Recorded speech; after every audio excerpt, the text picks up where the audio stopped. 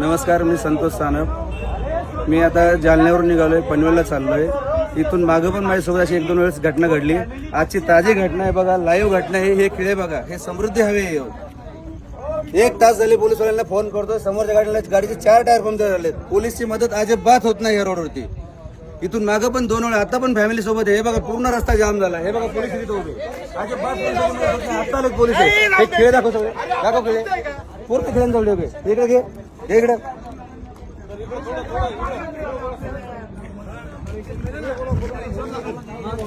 भाऊ, इथून मागून माझ्यासोबत अशा घटना 2 वेळा झाल्यात. तेव्हा पण मी पोलिसांना फोन केला, अजिबात पोलिसांची मदत होत नाही.